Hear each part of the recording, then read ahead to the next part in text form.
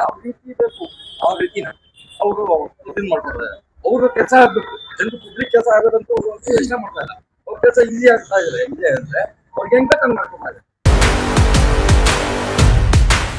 ಒಂದು ಕರೆಕ್ಷನ್ ಮಾಡಿ ಕಾಂತ ಮಾಡಿದ್ರು ಸಹಿತ ಅವ್ರು ಮಾಡಿರೋ ತಪ್ಪು ಕೂಡ ನಾವೇ ಅದಕ್ಕೆ ಓಡಾಡ್ಬೇಕು. ಓಡಾಡಲ್ದ ಅವ್ರಿಗೆ ದುಡ್ಡುಗಳು ಸಹಿತ ಕೇಳ್ಬೇಕು, ಕೇಳ್ತಾರೆ, ಕೊಡ್ಬೇಕು. ಕೊಟ್ರೇನೆ ಬೇಗ ಮಾಡ್ಕೊಡ್ತಾರೆ, ಇಲ್ಲ ಮಾಡೋದಿಲ್ಲ. ಇದು ದೊಡ್ಡ ಸಮಸ್ಯೆ. ಬೊಮ್ಮನಹಳ್ಳಿ ಬಿಬಿಎಂಪಿಯಲ್ಲಿ ತುಂಬಾ ಭ್ರಷ್ಟಾಚಾರ ಇದೆ. ಮತ್ತೆ ಈಗ GBA ಗ್ರೇಟರ್ ಬೆಂಗಳೂರು ಯಾವುದಿವರೆಗೂ ಸಾಮಾನ್ಯ ಜನರಿಗೆ ಒಂದು ಕೆಲಸ ಕೂಡ ನಡೀತಾ ಇಲ್ಲ. ಆಫೀಸಲ್ಲಿ ಕಲ್ಯಾಣ ಇಲಾಖೆನಲ್ಲಿ ಮಹಿಳೆಯರಿಗೆ ಟೈಲರ್ ಮಿಷಿನ್ಗಳು ಮತ್ತೆ ಸಣ್ಣ ಪುಟ್ಟ ಲೋನ್ಗಳು ಎಲ್ಲ ಪ್ರತಿಯೊಂದನ್ನು ಕೊಡ್ತಾ ಇದ್ದಾರೆ. ಇದುವರೆಗೂ ಒಂದು ಸಹ ಯಾರಿಗೂ ಸಿಗ್ತಾ ಇಲ್ಲ. ಇದು ಯಾರಿಗೂ ಹೋಗ್ತಾ ಇದೆ?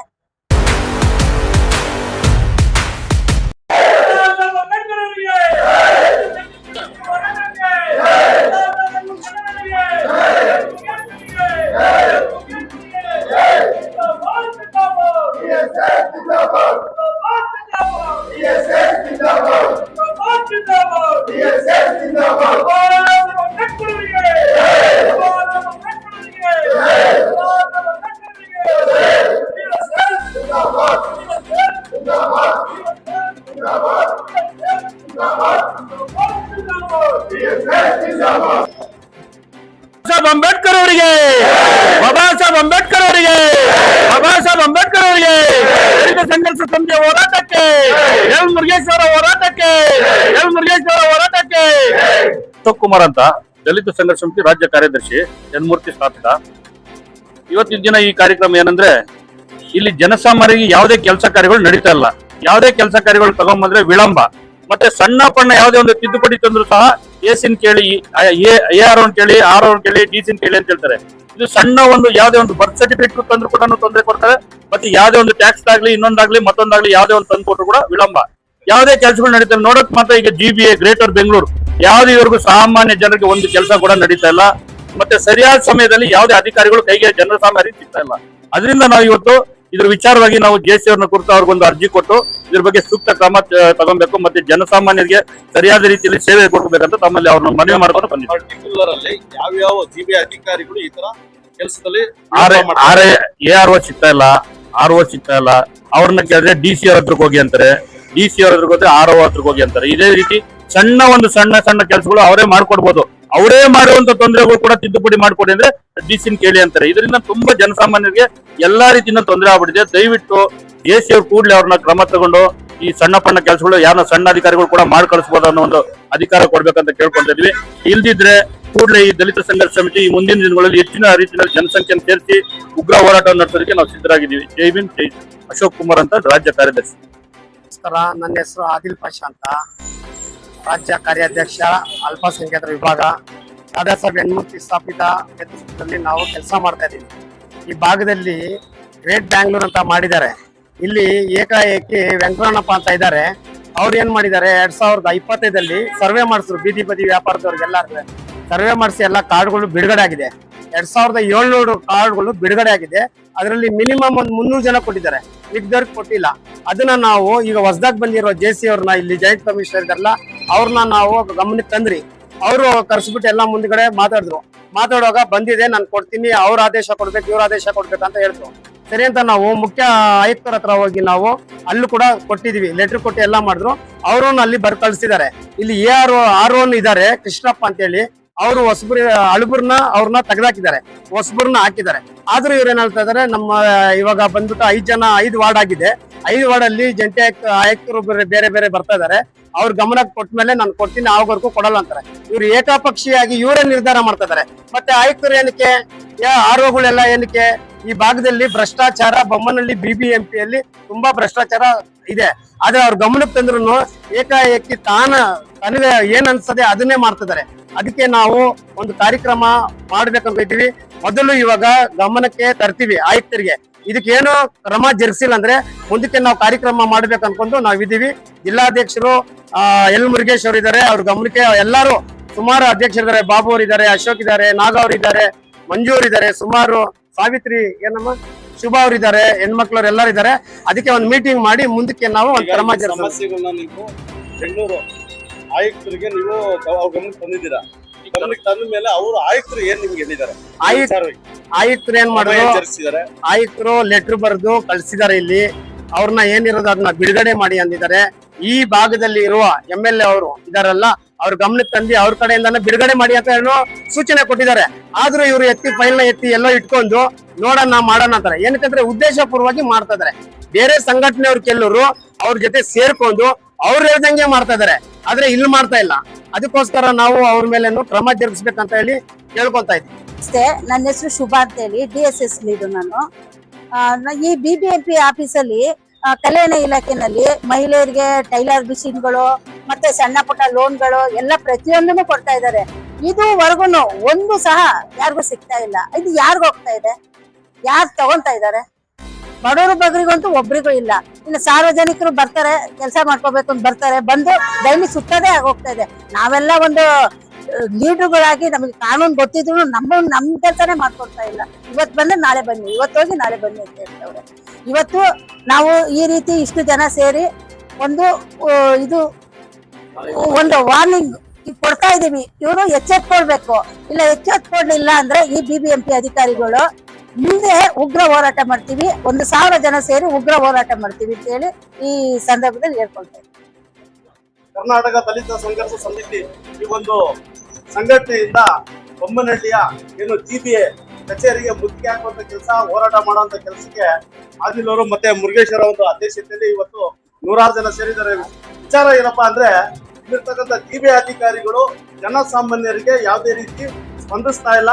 ಮತ್ತೆ ಒಬ್ರ ಮೇಲೆ ಒಬ್ರು ಅಂದ್ರೆ ಈ ಅಧಿಕಾರಿ ಹತ್ರ ಹೋದ್ರೆ ಅವರು ಮುಂದೆ ಹೋಗಿ ಈ ತರ ಹೇಳ್ಕೊಂಡು ಯಾವ ಕೆಲಸನೂ ಮಾಡ್ಕೊಡ್ತಾ ಇಲ್ಲ. ಬೊಮ್ಮನಹಳ್ಳಿ ಕ್ಷೇತ್ರದಲ್ಲಿ ಜನಸಾಮಾನ್ಯರಿಗೆ ನ್ಯಾಯ ಸಿಗ್ತಾ ಇಲ್ಲ GBA ಅನ್ನೋದು ಕರ್ನಾಟಕ ದಲಿತ ಸಂಘರ್ಷ ಸಮಿತಿಯ ಏನು ಮುಖಂಡರುಗಳ ಒಂದು ವಾದ ಆಗಿತ್ತು. ಇವಾಗ ನಮ್ ಜೊತೆಗೆ ಶ್ರೀನಿವಾಸ್ ಅವರು ಇದ್ದಾರೆ. ಅವ್ರು ಏನ್ ಹೇಳ್ತಾರೆ ಕೇಳೋಣ. ಏನ್ ಸಮಸ್ಯೆ? ಸರ್ ನಮಸ್ಕಾರ, ನನ್ನ ಹೆಸರು ಶ್ರೀನಿವಾಸ್ ಅಂತ.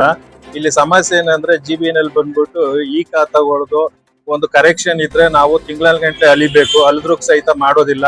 ಅವ್ರ ಲಾಗಿನ್ ಎಲ್ಲಿದೆ, ಇವ್ರ ಲಾಗಿನ್ ಇದೆ ಅಂತ ಹೇಳ್ತಾರೆ. ಎಷ್ಟ್ ಮಟ್ಟಿಗೆ ಅಂದ್ರೆ ಹೋದ್ ತಿಂಗಳು ನಾವು 22ನೇ ತಾರೀಕು ಒಂದು ಸಬ್ಮಿಟ್ ಮಾಡಿದ್ವಿ. ಆ ಸಬ್ಮಿಟ್ ಮಾಡಿದ್ಕೆ ಅದನ್ನ ಮೊನ್ನೆ 2ನೇ ತಾರೀಕು ಮಾಡಿದಾರೆ ಇವರು ಸಿಟಿಸನ್ ಅನ್ಬಿಟ್ಟು. ಅಷ್ಟ್ ಮಟ್ಟಿಗೆ ಡೇಟ್ ಚೇಂಜ್ ಮಾಡಿದಾರೆ. ಕೇಳಿದ್ರೆ ನೀವು ಮೊನ್ನೆ ಅಲ್ರಿ ಮಾಡಿದೀರಂತಾರ. ಅದರ ಬಗ್ಗೆ ನಮ್ಮ ಹತ್ರ ದಾಖಲಾತಿ ಇದೆ. 22ನೇ ತಾರೀಕು ನಾವು ಅಪ್ಲೈ ಮಾಡಿರೋದಕ್ಕೆ ಆನ್ಲೈನ್ ಅಲ್ಲಿ ಸ್ಟೇಟಸ್ ಎಲ್ಲ ಚೆಕ್ ಮಾಡಿದಾಗ ಎಲ್ಲ ಶೋ ಮಾಡ್ತಾ ಇದೆ. ಅಧಿಕಾರಿಗಳ ಹತ್ರ ಅವ್ರ ಲಾಗಿನ್ ಅಲ್ಲಿ ಪೆಂಡಿಂಗ್ ಇದೆ ಅಂತ ತೋರಿಸ್ತಾ ಇದೆ. ಅವ್ರ ಹತ್ರ ಕೇಳಿದ್ರೆ ಇಲ್ಲ ರೀ, ನಮ್ ಲಾಗಿನ್ ಗೆ ಬಂದಿಲ್ಲ, ನೀವು ಹಿಂದೆ ಏರ್ ಹೋಗಿ ಆರ್ ಹತ್ರ ಹೋಗಿ. ಈಗ ಎಷ್ಟ್ ಮಟ್ಟಿಗೆ ಅಂದ್ರೆ ಅವರೇ ಏನೋ ಒಂದು ಬುಕ್ಕಿಯಲ್ಲಿ ಒಂದು ಕರೆಕ್ಷನ್ ಮಾಡಿ ಖಾತಾ ಮಾಡಿದ್ರು ಸಹಿತ ಅವ್ರು ಮಾಡಿರೋ ತಪ್ಪು ಕೂಡ ನಾವೇ ಅದಕ್ಕೆ ಓಡಾಡ್ಬೇಕು. ಓಡಾಡಲ್ದ ಅವ್ರಿಗೆ ದುಡ್ಡುಗಳು ಸಹಿತ ಕೇಳ್ತಾರೆ, ಕೊಡ್ಬೇಕು. ಕೊಟ್ರೇನೆ ಬೇಗ ಮಾಡ್ಕೊಡ್ತಾರೆ, ಇಲ್ಲ ಮಾಡೋದಿಲ್ಲ. ಇದು ದೊಡ್ಡ ಸಮಸ್ಯೆ. ಅದೊಂದು ವಿಷಯ. ಇನ್ನೊಂದು ವಿಷಯ ಏನಂದ್ರೆ ನಂದೇ ಸ್ವಂತ ನೋಡಿ, ನಂದೊಂದು ಪ್ರಾಪರ್ಟಿ ಏನಾಗಿದೆ, 2 ಪ್ರಾಪರ್ಟಿ ಸೇರಿ ನಾನು ಒಂದು ಜಾಗ ತಗೊಂಡೆ. ಪ್ರಾಪರ್ಟಿ ಅಂದ್ಬಿಟ್ಟು ಜಾಗ ತಗೊಂಡಿದ್ದೆ. ಅದನ್ನ ಸಬ್ ರಿಜಿಸ್ಟರ್ ಆಫೀಸಲ್ಲಿ ಹೋಗ್ಬಿಟ್ಟು ಅಮಾಗ್ಲೇಷನ್ ಡೀಡ್ ಅಂತ ಮಾಡಿಸಿರ್ತೀನಿ 2023ನೇ ಇಸ್ವಿಲಿ. ಅಮಾಗ್ಲೇಷನ್ ಡೀಡ್ ಆದ ನಂತರ ಆ ಪತ್ರ ತಂದು ಅಮಾಗ್ಲೇಷನ್ ಡೀಡ್ ತಂದು ಇಲ್ಲಿ BBMP, ಆವಾಗ BBMP ಆಗಿತ್ತು, ಆವಾಗ BBMP ಕೊಟ್ಟು ಅಮಾಗ್ಲೇಷನ್ ಖಾತಾ ಸಹಿತ ಮಾಡಿ ಅಮಾಗ್ಲೇಷನ್ ಈ ಖಾತಾ ಸಹಿತ ಮಾಡಿಸ್ಕೊಂಡಿರ್ತೀನಿ. ಆದ್ರೆ ಮೊದಲು 2 DD ಇದ್ರಿಂದ 2 ಪ್ರಾಪರ್ಟಿ ಟ್ಯಾಕ್ಸ್ ನಂಬರ್ಸ್ ಬೇರೆ ಇರೋದ್ರಿಂದ ಒಂದು ಪ್ರಾಪರ್ಟಿ ಟ್ಯಾಕ್ಸ್ಗೆ 2 ಸೇರಿಸಿ ಟ್ಯಾಕ್ಸ್ ಕಟ್ಸ್ಕೊಂಡಿರ್ತಾರೆ. ಇನ್ನೊಂದು ಪ್ರಾಪರ್ಟಿ ಟ್ಯಾಕ್ಸ್ ಅಪ್ಲಿಕೇಶನ್ ನಂಬರ್ ಬಂದ್ಬಿಟ್ಟು ಅವರು ಡಿಲೀಟ್ ಮಾಡಿರಲ್ಲ. ಆ ಡಿಲೀಟ್ ಮಾಡ್ಬೇಕಾದ್ರೆ ಅವ್ರ ಕೆಲಸ. ಆ ಡಿಲೀಟ್ ಮಾಡಿಲ್ಲ ಅನ್ಬಿಟ್ಟು ನನಗೆ ಸದಾ ನೋಟಿಸ್ ಬರ್ತಾ ಇದೆ. ನಿನ್ನೆ ಒಂದು ನೋಟಿಸ್ ಬಂದಿದೆ.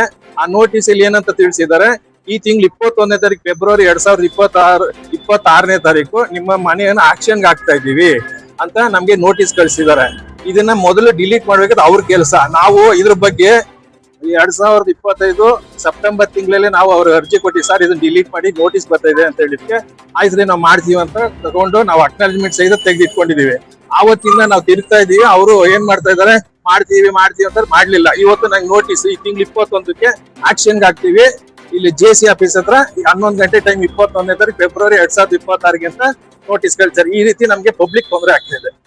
ನಮಸ್ಕಾರ. ಈಗ ಮೊನ್ನೆ ಆಕ್ಷನ್ ಆಗ್ತೀವಿ ಅಂತ ಹೇಳ್ಬಿಟ್ಟು ಅಂದ್ರೆ ಇವರು ಕೊಟ್ಟಿರ್ತಕ್ಕಂಥ ಮನವಿಗಳನ್ನ ಇಲ್ಲಿರ್ತಕ್ಕಂಥ GBA ಅಧಿಕಾರಿಗಳು ಯಾರು ಸ್ಪಂದಿಸಿಲ್ಲ, ಜನಸಾಮಾನ್ಯರಿಗೆ ಸ್ಪಂದಿಸಿಲ್ಲ. ಈಗ ಆದಿಲ್ ಅವ್ರೆ, ಈ ಒಂದು ಸಮಸ್ಯೆನ ಇಟ್ಕೊಂಡು ಯಾವ ಅಧಿಕಾರಿನ ಭೇಟಿ ಆಗ್ತಾ ಇದೀರಾ ತಾವು?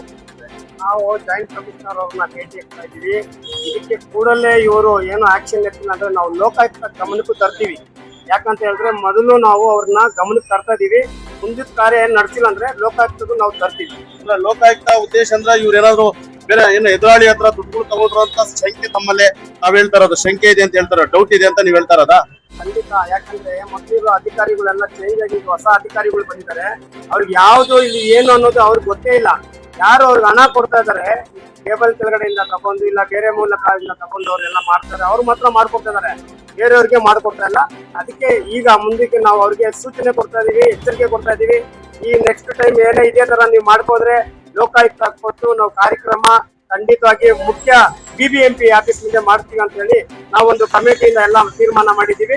ಎಲ್ಲರೂ ಸೇರಿ ಕಾರ್ಯಕ್ರಮ ಮಾಡ್ತೀವಿ, ಮಾಡಿಲ್ಲ ಅಂತ.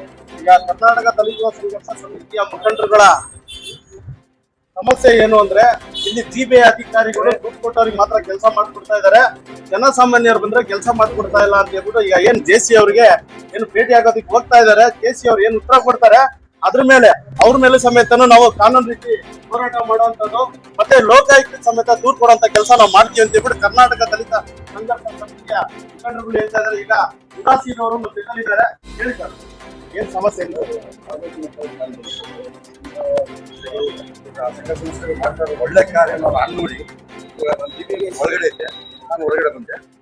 ಸಂಘ ಸಂಸ್ಥೆ ಏನೂ ಇಲ್ಲ, ಮಾತಾಡ್ತಾರೆ. ಇವರು ಕರ್ನಾಟಕ ದಲಿತ ಸಂಘರ್ಷ ಸಮಿತಿಯವರು ಏನ್ ಹೇಳ್ತಾ ಇದಾರೆ ಅಂದ್ರೆ ಸಿಬಿಐ ಅಧಿಕಾರಿಗಳು ಮಾತ್ರ ಕೆಲಸ ಮಾಡ್ತಾರೆ, ದುಡ್ಡು ಕೊಟ್ಟಿಲ್ಲ ಅಂದ್ರೆ ಕೆಲಸ ಮಾಡಿದ್ರೆ ಜನಸಾಮಾನ್ಯರು ವರ್ಷಾನುಗಟ್ಟಲೆ ಓಡಾಡ್ತಾ ಇದಾರೆ ಅನ್ನೋ ಒಂದು ದೊಡ್ಡ ಒಂದು ಸವಾಲನ್ನ ತಗೊಂಡು ಬಂದಿದ್ದಾರೆ. ಏನ್ ಹೇಳ್ತೀರಾ ನೀವು?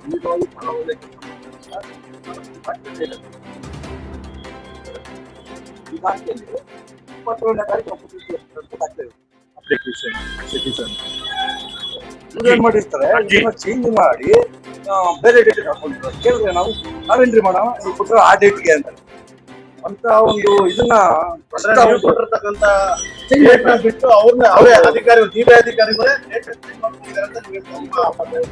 ಅವ್ರಿಗೆ ಯಾವ ರೀತಿ ಬೇಕು ಆ ರೀತಿನ ಅವರು ಇದನ್ನ ಮಾಡ್ಕೊಡ್ತಾರೆ. ಅವ್ರ ಕೆಲಸ ಆಗ್ಬೇಕು, ಜನರು ಪಬ್ಲಿಕ್ ಕೆಲಸ ಆಗೋದಂತೂ ಯೋಚನೆ ಮಾಡ್ತಾ ಇಲ್ಲ. ಅವ್ರ ಕೆಲಸ ಈಸಿ ಆಗ್ತಾ ಇದೆ ಇದೆ ಅಂದ್ರೆ ಅವ್ರಿಗೆ ಹೆಂಗ್ ಬೇಕಂಗ್ ಮಾಡ್ಕೊತಾರೆ. ಹಾಗಾಗಿ ಜನ ಪಬ್ಲಿಕ್ ನೋಡಿ ಮುಂದೆ ಡೈಲಿ ಲೆಕ್ಚರ್ ಏನು ಅಂತ ಗೊತ್ತಾಗ್ತಾ ಇಲ್ಲ. ಏನ್ ಗ್ರೇಟರ್ ಬೆಂಗಳೂರು ಮಾಡಕ್ ಹೊರಟಿದ್ದಾರೆ ಅದು ಮಾಡ್ತಾರೆ. ಫಸ್ಟ್ ಇದನ್ನ ಕ್ಲಿಯರ್ ಮಾಡಿ, ಆಮೇಲೆ ಗ್ರೇಟರ್ ಬೆಂಗಳೂರು ಮಾಡಿ ಅಂತ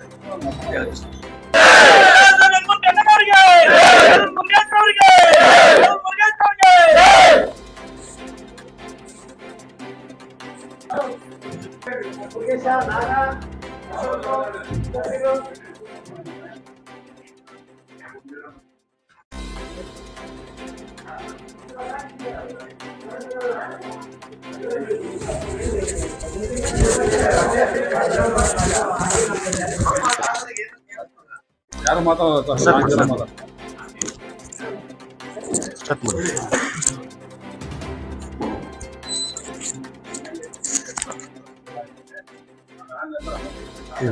ಸ್ವಲ್ಪ ನಮಗೆ ಬನ್ನಿ, ಸ್ವಲ್ಪ ಜಾಗ ಕೊಡಿ, ಈ ಕಡೆ ಬನ್ನಿ, ಸ್ವಲ್ಪ ಈ ಕಡೆ ಬನ್ನಿ, ಸ್ವಲ್ಪ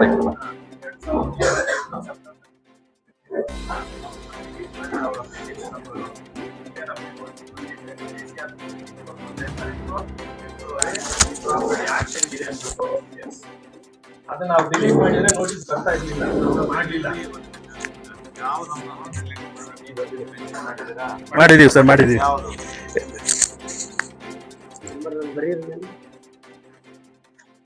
ಇಲ್ಲಿದೆ ನೋಡಿ ಸರ್.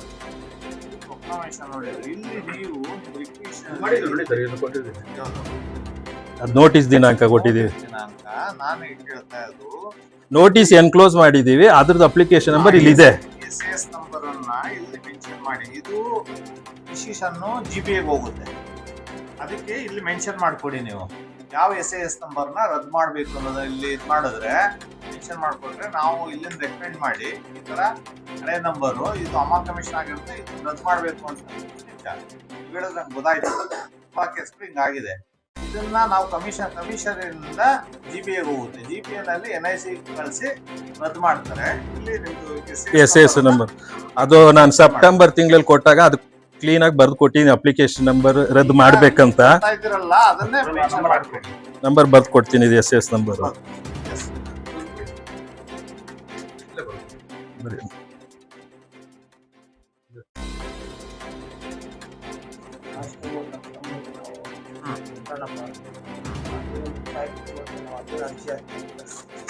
ಯಾವುದೇ ಹೇಳಿದ್ರೆ ಇನ್ನ 5 ಜಾತಿಗಳು ವಿಭಾಗ ಆಗ್ಬೇಕು.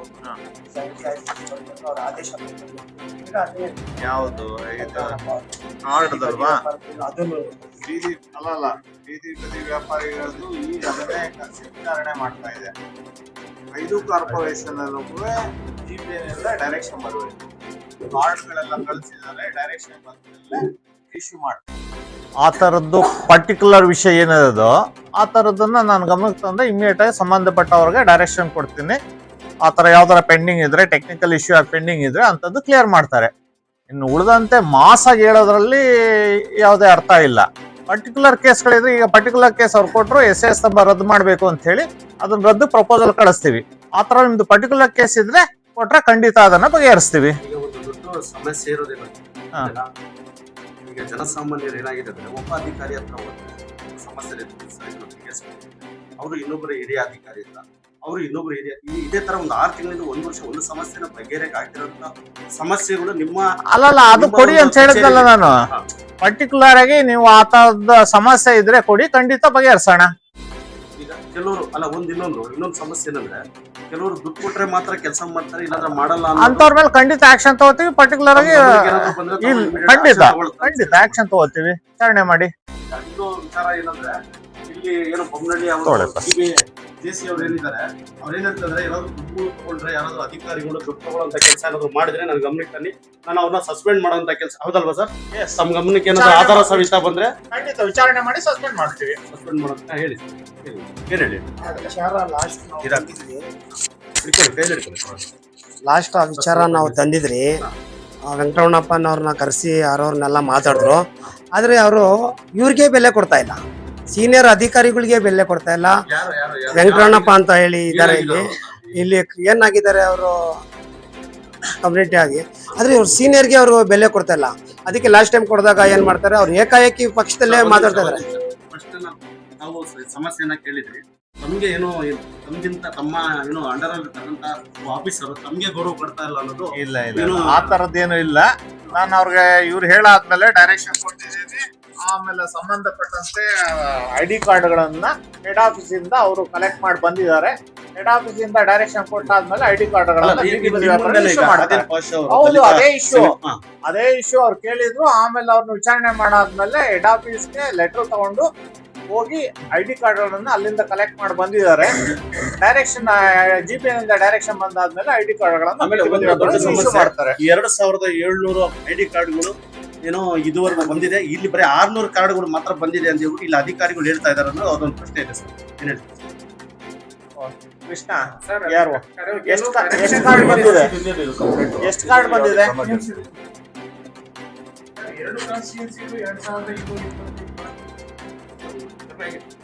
ಅದರಲ್ಲಿ ಬೊಮ್ಮನಹಳ್ಳಿ ಕಾನ್ಸ್ಟಿಟ್ಯೂನ್ಸಿದು 675 ಕಾರ್ಡ್ ಬಂದಿದೆ.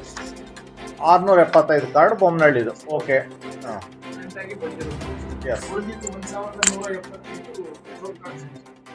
ಸೌತ್ ಕಾನ್ಸ್ಟಿಟ್ಯೂನ್ಸಿದು.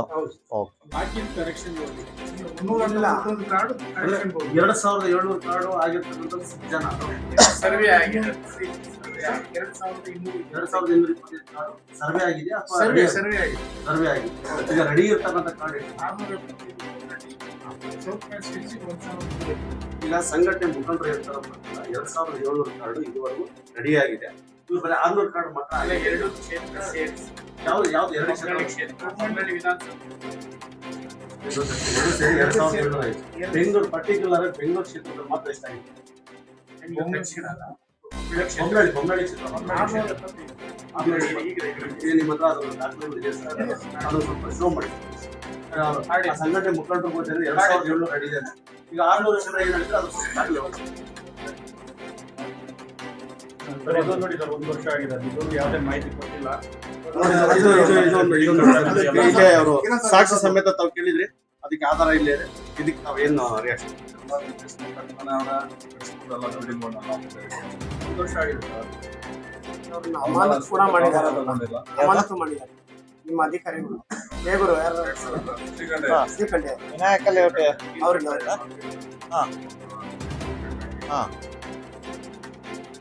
ಅವ್ರನ್ನ ಸಸ್ಪೆಂಡ್ ಆಗ್ಬಿಟ್ಟು ಸರ್, ಕೆಲಸ ಮಾತ್ರ ನಡೀತಾನೆ ಇದೆ. ಕೆಲಸ ನಡೀತಾನೆ ಇದೆ.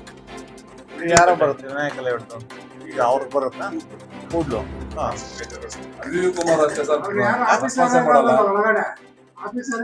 ಏನಾದ್ರು ಕೇಳಿದ್ರೆ ಅಲ್ಲ ಒಂದ್ ನಿಮಿಷ ಬೇಗೂರು ಝೋನ್ 1 ಹೋಗುತ್ತೆ ಈಗ ಬೇಗೂರು ಝೋನ್ 1 ವ್ಯಾಪ್ತಿನಾಗೆ ಸೇರಿದೆ ಹಾಗಾಗಿ ಅಲ್ಲಿ ಅವರು ಝೋನ್ 1 ವ್ಯಾಪ್ತಿನಲ್ಲಿ ನೀವು ಬೇಗೂರು ಸಮಸ್ಯೆ ಇದ್ರೆ ಅಲ್ಲಿ ಕೇಳಬೇಕು ಕೂಡ್ಲುದು ನಮಗ್ ಬರುತ್ತೆ ಈಗ ಜಿಬಿ ಆಗಿರೋದ್ರಿಂದ ನಿಮ್ಗೆ ಬೆಂಗಳೂರು ಅದು ಎಲ್ಲಿ ಡಿವೈಡ್ ಆಗಿರೋದು ಜನಗಳು ಗೊತ್ತಾಗಲ್ಲ ಸಾಮಾನ್ಯರಿಗೆ ಹೆಂಗ್ ಗೊತ್ತಾಗುತ್ತೆ ಅದೇ ಹೇಳಿದ್ನಲ್ಲ ಬೊಮ್ಮನಹಳ್ಳಿ ಕ್ಷೇತ್ರ ಏನಿದೆ ಬೊಮ್ಮನಹಳ್ಳಿ ವಿಧಾನಸಭಾ ಕ್ಷೇತ್ರ ಮತ್ತೆ BTM ವಿಧಾನಸಭಾ ಕ್ಷೇತ್ರ ಇದೆರಡೂ ಕ್ಷೇತ್ರ ಬೊಮ್ಮನಹಳ್ಳಿ ಝೋನ್ 2 ಬರುತ್ತೆ ಆಮೇಲೆ ಕೂಡ್ಲು ವಾರ್ಡು ಬೊಮ್ಮನಹಳ್ಳಿ ಝೋನ್ 2 ಬರುತ್ತೆ ಹೊಸನಹಳ್ಳಿ ವಾರ್ಡು ಝೋನ್ 2 ಬರುತ್ತೆ ಇನ್ನು ಉಳಿದಂತೆ ಬೇಗೂರು ಉತ್ತರಹಳ್ಳಿ ಅಂಜನಾಪುರ ಇವೆಲ್ಲವೂ ಸಹ ಈಗ ಝೋನ್ 1 ಹೋಗುತ್ತೆ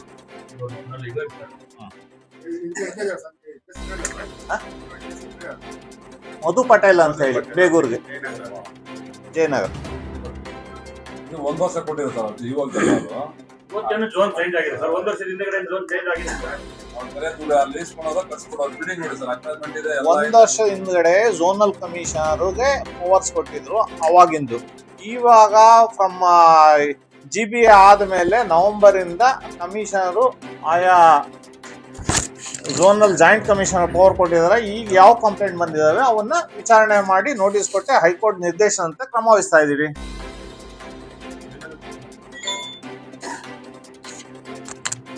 ಎಷ್ಟಪ್ಪ 675 ಕಾರ್ಡು 675 ಕಾರ್ಡ್ ಬಂದಿದೆ GBN ಇಂದ ಡೈರೆಕ್ಷನ್ ಬಂದ ಮೇಲೆ ಇಶ್ಯೂ ಆಯ್ತು ಕಾರ್ಡ್ ಎಸ್ 5 ಕಾರ್ಪೊರೇಷನ್ಗೂ ಯಾವ ಡೇಟ್ ನಿಗದಿ ಮಾಡ್ತಾರೆ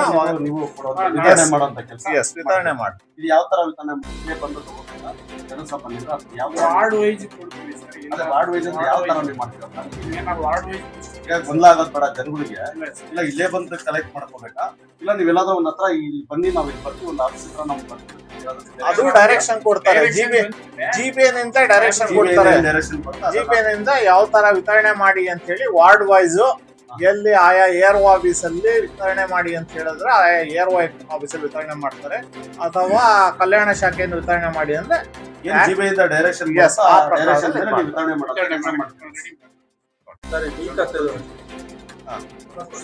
ಕರೆಕ್ಷನ್ ಕೂಡ ಮೇಲಧಿಕಾರಿಗಳು ಕೇಳಬೇಕು ಅಲ್ಲ ಕರೆಕ್ಷನ್ ಇದ್ರೆ ಮಾಹಿತಿ ತಗೊಬನ್ನಿ ಅವ್ರು ಯಾರು ಸಂಬಂಧಪಟ್ಟವ್ರು ಡೈರೆಕ್ಷನ್ ಕೊಡ್ತಾರೆ ಯಾವ್ದು ತಗೊಬನ್ನಿ ಸಾಫ್ಟ್ವೇರ್ ಅಲ್ಲಿ ಈಗೆಲ್ಲವೂ ಯಾವುದೇ ರೈಟಿಂಗ್ ಅಲ್ಲಿ ಮಾಡೋದಿಲ್ಲ ಎಲ್ಲವೂ ಸಾಫ್ಟ್ವೇರ್ ಅಲ್ಲೇ ಮಾಡೋದ್ರಿಂದಾಗಿ ಆ ತರದ್ದು step by step case worker RI ARO RO DC JC ಹಿಂಗೆ ಹಂತ ಬರುತ್ತೆ ಎಸ್ ಹಾಗಾಗಿ ನಿಮ್ದು ಆ ತರದ್ದು ಯಾವ್ದಾರ ಡಿಸ್ಪೋಸಲ್ ಆಗದೇನೆ ಇದ್ರೆ ಅಂತದ್ದು ತಗೊಬನ್ನಿ ಖಂಡಿತ ಡೈರೆಕ್ಷನ್ ಕೊಡ್ತೀವಿ ಸರ್ ಈಗ 2022ನೇ ತಾರೀಕು ಅಪ್ಲೈ ಮಾಡಿದ್ರು ಕರೆಕ್ಷನ್ ಒಂದು ಕೋರ್ಟ್ ಮಿಸ್ಟೇಕ್ ಆಗಿರುತ್ತೆ ಅದು ಕರೆಕ್ಷನ್ ಅಪ್ಲೈ ಮಾಡಿದಾಗ 22ನೇ ತಾರೀಕು ಸಿಟಿಸನ್ ಇಂದ ಕೇಸ್ ವರ್ಕರ್ ಹೋಗುತ್ತೆ ಕೇಸ್ ವರ್ಕರ್ ಇಂದ RO ಹೋಗುತ್ತೆ ARO ಇಂದ RO ಇಂದ DC ಇಂದ JC ಅಂತ ಬರುತ್ತೆ ಬಟ್ ಇಲ್ಲಿ ನಾವು ಮೊನ್ನೆ DC ಅವರ ಹತ್ರ ಅವ್ರ ಲಾಗಿನ್ಗೆ ಬಂದಿಲ್ಲ 0 ಇದೆ ಪೆಂಡಿಂಗ್ ಅಪ್ರೂವ್ಮೆಂಟ್ ಯಾವ್ದಿಲ್ಲ ಮತ್ತೆ ಅದು ರಿಟರ್ನ್ RO ARO ಈ ತರ ರಿಟರ್ನ್ ಹೋಗ್ತಿದೆ ಅಲ್ಲ ಆ ತರದ್ ಇದ್ರೆ ರೈಟಿಂಗ್ ಅಲ್ಲಿ ಕೊಡಿ ಸಾಫ್ಟ್ವೇರ್ ಕೆಲವೊಂದು ಸಾಫ್ಟ್ವೇರ್ ಪ್ರಾಬ್ಲಮ್ ಆದಾಗ ಸ್ಟ್ರಕ್ ಆಗಿರ್ತವೆ ಅದನ್ನ ಮತ್ತೆ ನಾವು NIC ಅವರಿಗೆ ಕಳಿಸ್ಬಿಟ್ಟು ಅದನ್ನ ರೆಡಿ ಮಾಡಿಸಿ ಅಪ್ರೂವಲ್ ಮಾಡಿಸ್ತೀವಿ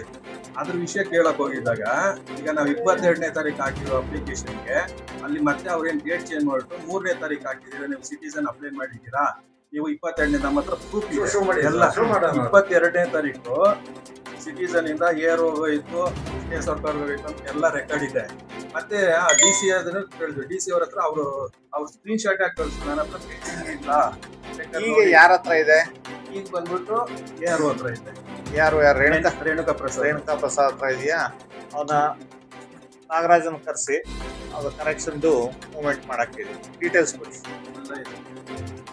ಈ ತರ ದೊಡ್ಡ ಒಂದು ಸಮಸ್ಯೆ ಇದೆ ಸರ್ ಅಲ್ಲ ನಾನು ಹೇಳದಲ್ಲ ಪರ್ಟಿಕ್ಯುಲರ್ ಸಮಸ್ಯೆನೇ ತಾವನ್ನಿ ಅದನ್ನ ಸಂಬಂಧಪಟ್ಟವರು ಡೈರೆಕ್ಷನ್ ಕೊಡ್ತೀನಿ ಸಾಲ್ವ್ ಆಗುತ್ತೆ ಸಾಫ್ಟ್ವೇರ್ ಸ್ಟೇಟಸ್ ಎಲ್ಲಿ ಹೋದಾಗ DC ಹತ್ರ ಇದೆ JC ಹತ್ರ ಇದೆ ಅಂದ್ಬಿಟ್ಟು ನೋಡಿ ಅವ್ರ ಹೆಸರು ಮೊಬೈಲ್ ನಂಬರ್ ಗೊತ್ತಾಯ್ತು RO ಮಂಜುನಾಥ್ ಅದು ಸಾಫ್ಟ್ವೇರ್ ಅಲ್ಲಿ ಒಂದೊಂದ್ಸರಿ ವೈರಸ್ ಇದಾಗಿ ಸ್ಟ್ರಕ್ ಆಗುತ್ತೆ ಕೆಲವು ಆಗ ಹಂಗಾದಾಗ ನಾವು ಮತ್ತೆ NIC ಗೆ ಅದನ್ನ ಚೇಂಜ್ ಆಗುತ್ತೆ ಆಟೋಮೆಟಿಕ್ ಆಗಿ. ಸ್ಕ್ರೀನ್ ಶಾಟ್ ಎಲ್ಲ ತೆಗೆದು ಅವ್ರಿಗೆ ಕಳಿಸ್ತೀವಿ. ಆಮೇಲೆ ಅವ್ರು ಅಲ್ಲಿಂದ ಕರೆಕ್ಷನ್ ಮಾಡಿ ಮತ್ತೆ ವಾಪಸ್ ಹಾಕ್ತಾರೆ. ಯಾವತ್ತು ಅಪ್ಲೋಡ್ ಮಾಡಿದ್ರು ಅವತ್ತಿನ ಡೇಟ್ ಬರುತ್ತೆ, ಹಳೆ ಡೇಟ್ ಬರಲ್ಲ. ನೀವು ಅಪ್ಲಿಕೇಶನ್ ಕೊಟ್ಟರೆ ಅವ್ರು ಕರೆಕ್ಷನ್ ಮಾಡ್ತಾರಲ್ಲ ಸಾಫ್ಟ್ವೇರ್ ಅಲ್ಲಿ ಆ ಡೇಟ್ ನಾವು ಬರುತ್ತೆ. ಇದಕ್ಕೆ 10 ದಿವಸದಿಂದ ಓಡಾಡ್ತಾ ಇದೀವಿ.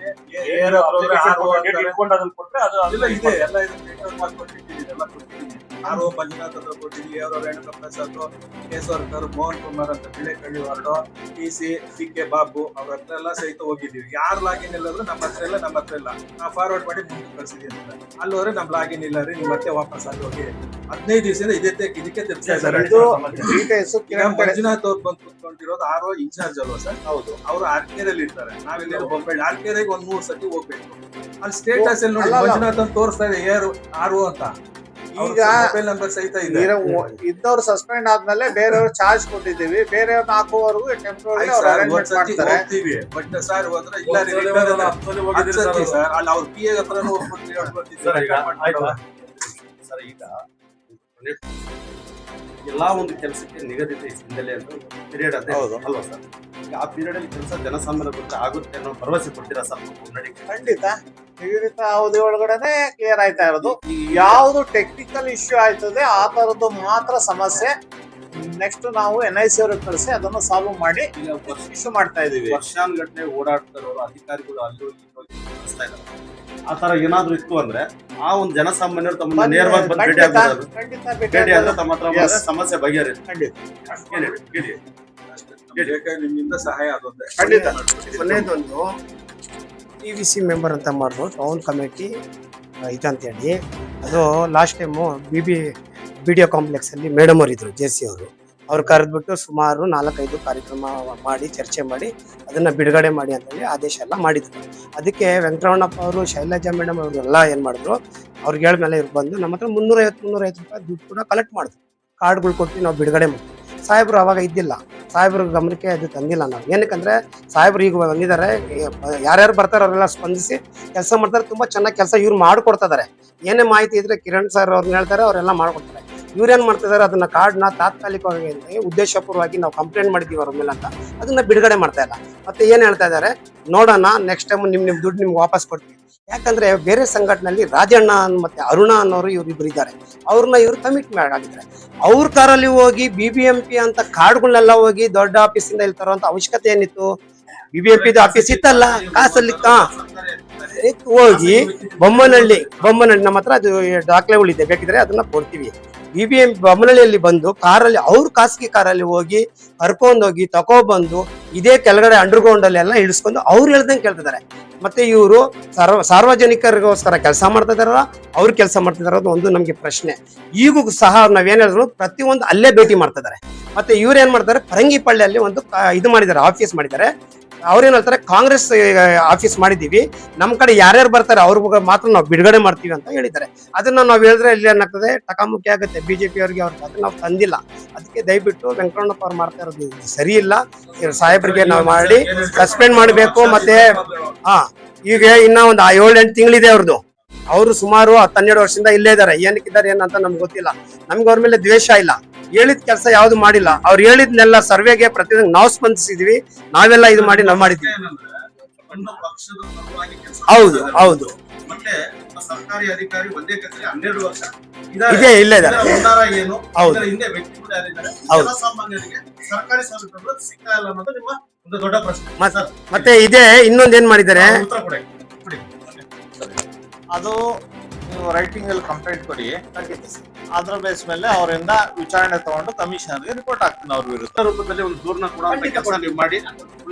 ಅದ್ರ ಬೇಸ್ ಮೇಲೆ ವಿಚಾರಣೆ ಮಾಡ್ಕೊಂಡು ಕಮಿಷನರ್ಗೆ ರೆಕಮೆಂಡ್ ಮಾಡಿ ಸಾಕ್ಷಿ ಸಮೇತ ಕೊಡಿ. ಖಂಡಿತ ಅವರನ್ನ ಚೇಂಜಸ್ಗೆ ನಾನು ಕಮಿಷನರ್ ರೆಕಮೆಂಡ್ ಮಾಡಿ ಕಳಿಸ್ತೀನಿ. ನಾನು ಬಿಡುಗಡೆ ಮಾಡಿದ್ರು, ಅದನ್ನ ಕೊಟ್ಟಿಲ್ಲ. ಅವ್ರವ್ರು ಕೊಡ್ತಾರೆ. ನಮ್ಗೆ ಸರ್ಕಾರದಿಂದ 1,000 ರೂಪಾಯಿ ಅಂದ್ಬಿಟ್ಟು ಕಮಿಟಿ ಕೊಡ್ತಾರೆ. ಕಮಿಟಿಯಲ್ಲಿ ನಾವು ಈಗ ಏನೇನು ಸರ್ವೆ ಮಾಡಕ್ ಹೋಗ್ತೀವಿ ಅಲ್ಲೆಲ್ಲ ಅದೊಂದೊಂದು 1,000 ಬರುತ್ತೆ. ಆ ದುಡ್ಡು ಎಲ್ಲಿ ಹೋಯ್ತು, ಯಾರ ಅಕೌಂಟ್ಗೆ ಹೋಯ್ತು, ಯಾರು ಎತ್ಕೊಯ್ದಾರೆ, ಅದು ಕೂಡ ಅವ್ರು ನಮ್ಗೆ ಮಾಹಿತಿ ಕೊಡ್ಬೇಕಂತ ತಮ್ಮಲ್ಲಿ ಕೇಳ್ಕೊತೀನಿ. ಕೊಡ್ತೀನಿ. ಮಾಹಿತಿನೇ ಇಲ್ಲ ಸರ್. ಏನಾಗಿದೆ ಸರ್?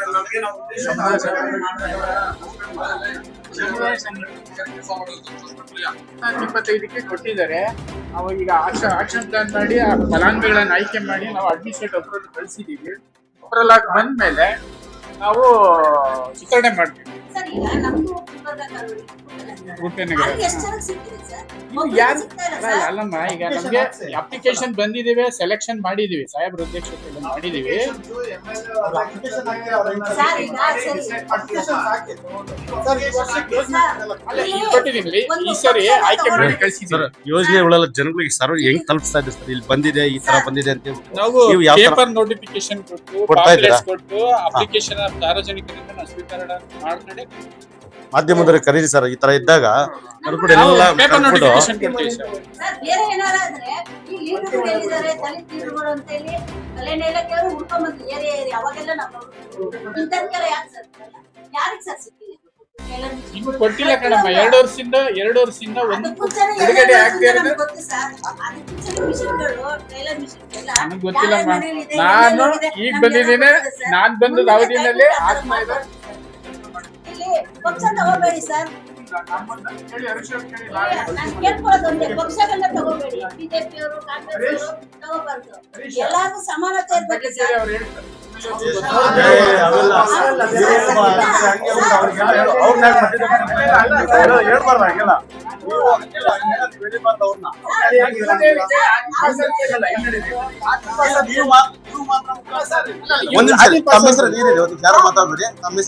ಕೃಷ್ಣ ಅಂತ ಸರ್, ಕೃಷ್ಣ ಅವರೇ, ತಾವೇನಾಗಿದ್ರೆ ಇಲ್ಲಿ ವೆಲ್ಫೇರ್ ಆಫೀಸರ್ ಅಲ್ವಾ? ನಿಮ್ಮ ಅಧಿಕಾರದಲ್ಲಿ ಏನಿದೆ ನೀವೆಲ್ಲ ಏನ್ ಮಾತಾಡ್ಬೋದು, ಏನ್ ಮಾಹಿತಿ ಕೊಡೋ ಅದನ್ನ ಕೊಡಿ. ಅವ್ರು MLA ಅವರು, PA ಅವ್ರಿಗೆ ಯಾಕೆ ಅಲ್ಲೇ ಅವ್ರನ್ನ ಯಾಕೆ ಮಧ್ಯದಲ್ಲಿ ಎಳಿತಾ ಇದ್ದೀರಾ? ಹಂಗೇನಿಲ್ಲ. ಸರ್ಕಾರಿ ನಾವು ಅಧಿಕಾರಿ ಆದ್ರೆ ಸರ್ಕಾರಿ ಅಧಿಕಾರಿಗಳು ಸರ್, ನೀವೆಲ್ಲರೂ ಸಮಾನತೆ ಸಮಾನತೆನೇ ನೋಡ್ತಾ ಇದ್ದೀವಿ. ಇಲ್ಲ ಇಲ್ಲ ಇಲ್ಲ, ಆ ತರ ಪ್ರಶ್ನೆನೇ ಇಲ್ಲ, ಕೇಳಿ ಬೇಕಾದ್ರೆ. ಸರ್, ನಾವು ಈಗ ಬಂದಿರೋದು ಹೊಸದು, ಬೇರೆಯವ್ರು ಅನುಕೂಲ ಮಾಡಿಲ್ಲ.